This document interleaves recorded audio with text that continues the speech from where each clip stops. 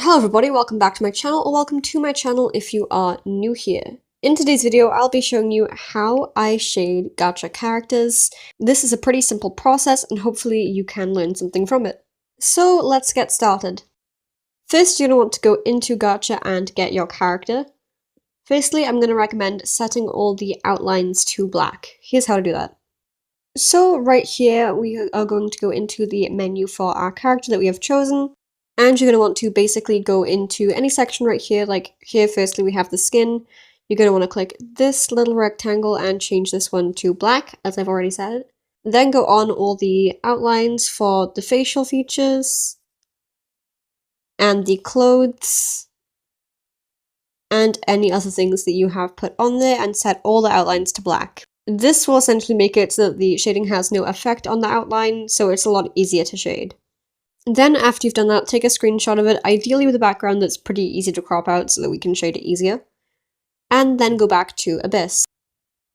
Okay, so now we have this back in our Abyss. I have just put in the photo. To do that, you're going to want to go into the Layers menu and click this little camera icon here. Now I am going to start removing the background of this just so that it looks a bit nicer. To do that, just roughly erase around the edges first. And then you can go in and do some more detailed erasing. I would recommend being very careful with the erasing because it can go wrong very easily and we don't want to lose any of our character. Cutting off little chunks like this helps in my opinion because then you can go in with a slightly larger brush and get rid of everything that is in the cut off chunks. Some parts here are a tiny bit pixelated because I just used a quick bucket remove feature for most of the background. I would not recommend doing that usually since it leaves behind some white pixels, but since I'm only doing this to show you quickly, it is not that much of an issue for me. So what you're going to want to do is have a layer above the one that you have your character on. Going to want to lower the opacity and put it onto multiply. Then once on multiply, you should choose a light purple, blue, pink, or red. It depends on what color palette your character has. I'm going to go with a light red, reddish orange right here, since my character has orange hair. Then you're going to want to simply color in where you want to be shaded. For this part, I would recommend turning the multiply up. You can turn it back down in a bit, but having this when it looks more saturated makes it way easier to shade. So obviously just go in the parts that would be darker, so think like behind the hair, underneath any parts that would realistically stick out if it was a 3D model, and just color those in with whatever multiply color you've chosen. It's okay if the color doesn't look amazing immediately, because we can change it later very easily, so don't stress too much on that front. You can also use the bucket for this and just bucket the areas that you want to be colored in. At this point, it is also worth mentioning that a great tactic for shading this is just clipping the multiply layer that you have right now, so that nothing can go outside the character. So now that I've done the hair, I'm going to quickly do the tail, which I will just be using the same layer for. As you can see, this all looks very red and intense, so what we're going to do here is just tone down the multiply until it looks nice. Now you can have it up super high if you want a high contrast edit, but I personally like it down low so the shading looks a little bit nicer and less harsh. And then we're going to make another layer, clip it again, have it on full opacity, multiply it for now, and then change it later. And we're going to go in with the same thing with the shirt. The shirt is a similar color to the hair, so I'll be keeping the same color here. But generally it is good to go with a really light version of whatever the color is for the thing that you're trying to shade. Now I'm going to lower the multiply opacity and you will see we have it nicely shaded here again.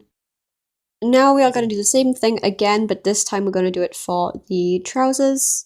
This time I'm going to be changing my multiply color and I'm going to be having it to a light bluish purple. And then I'm going to be going in and doing the same vague thing. This light color still works pretty well because this is not a super dark thing. I can also go in and shade the shoes. There's not much that needs to be done there since there's hardly anything there in terms of shoes. Do bear in mind I am not a pro gacha editor or anything. I've only started trying this stuff out very, very recently, so I am not at all the best source to learn this from. However, I do know a lot about Ibis Paint, so I can still offer some advice. After that, I'm going to lower it again so that it looks less harsh. And then we're going in with the final layer, which is going to be for the skin.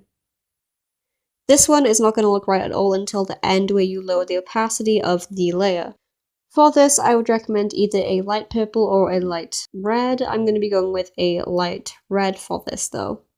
It is going to look pretty strange at first. It will end up looking better, but you're going to have to bear with this until we change the layer mode. So just go in where it would need to be shaded by things like underneath the hair, with the neck if you have the neck exposed. I don't with this one, as you can see. Normally faces don't require that much shading since it's basically only doing shadows from hair and a little bit at the bottom if you just want to do extra stuff. So once you're finished with that, you can just turn the opacity all the way down to a solid 30 or something, and you will see it has a pretty nice effect. And then you have them pretty shaded. If you want to have more dark areas even where you have shaded, I would recommend going back in, making a clipped layer right above the one that you want to be darker, setting it to multiply, lowering the opacity, and then just going back in and reshading the darkest areas. I'm going to turn the color down a bit in terms of darkness. As you can see, it's very intense here again. So once you have done that, you can then go and lower your opacity to whatever you want it to be. I'll keep it at around here, and you can see we just have a nice darker area now. You can do this with whatever largely shaded parts you have going on. I would recommend it definitely, as I think it looks nice.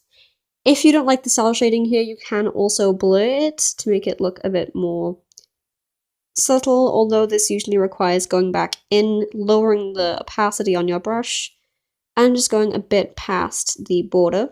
You're going to want a pretty big brush for your blurring. I personally prefer how cell shading works, but if you want to do this instead, that's totally up to you. The only thing I would not recommend here is using a black airbrush. Black shading almost never works. Please go with multiply and a different color. Black is just, it's not good for shading. So, thank you very much for watching. I hope that you enjoyed, and if you did, maybe consider supporting. Bye!